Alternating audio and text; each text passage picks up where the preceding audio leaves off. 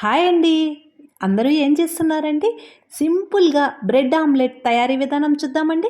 ముందుగా ఒక బౌల్ తీసుకొని అందులో సన్నగా కట్ చేసి పెట్టుకున్నటువంటి ఉల్లిపాయ ముక్కలు ఒక కప్పు, పసుపు, కారము, రుచికి తగినంత ఉప్పు, సన్నగా కట్ చేసి పెట్టుకున్నటువంటి పచ్చిమిర్చి ముక్కలు, కొత్తిమీర వేసి చక్కగా కలిపి మనము ఎన్ని కోడిగుడ్లయితే చేయాలనుకుంటున్నామో అన్ని కోడిగుడ్లను పగలగొట్టి ఇందులో వేసుకోవాలి.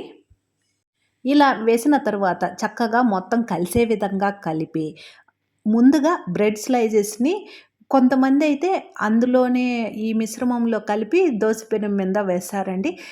లేదు ముందుగా ఆయిల్‌లో కొంచెం ఇలా ఫ్రై చేసిన తర్వాత ఆమ్లెట్ తయారు చేసుకొని వేసుకుంటే చక్కగా ఉంటుంది. నేనైతే ముందు బ్రెడ్ స్లైసెస్‌ని ఇలా 2 వైపులా కొంచెం కలర్ చేంజ్ అయ్యేంత వరకు ఫ్రై చేసి పక్కన పెడుతున్నాను. ఇలా చేసుకోవడం వలన రుచిగా ఉంటుంది. ఈ బ్రెడ్ ఆమ్లెట్ అనేది ఉదయం టిఫిన్‌గా చేసుకోవచ్చు. ఈవినింగ్ స్నాక్స్ కింద పిల్లలు స్కూల్ నుంచి వచ్చే లోపల కమ్మగా వాళ్ళకి తయారు చేసి పెట్టండి. ఇష్టంగా తింటారు.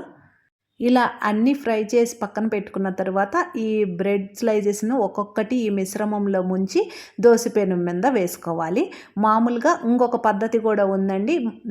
ఆమ్లెట్ లాగా వేసి ఆ ఆమ్లెట్ మీద ఈ బ్రెడ్ స్లైసెస్‌ని కూడా పెట్టుకోవచ్చు. ఎలాగన్నా చేసుకోవచ్చు. ఎట్లా చేసినా ఎగ్‌తో చేసింది కాబట్టి చాలా రుచిగా ఉంటుంది. అటువైపు, ఇటువైపు 2 వైపులా చక్కగా కాలిన తర్వాత సర్వింగ్ ప్లేట్‌లోకి తీసుకోవడమే. ఒక్కసారి నేను చెప్పిన విధంగా ట్రై చేయండి. నచ్చితే లైక్ చేయండి. ఎలా వచ్చిందో కూడా కామెంట్ చేయండి. ఛానల్‌ని ఫస్ట్ టైం చూస్తుంటే సబ్స్క్రైబ్ చేసుకోండి. Thank you.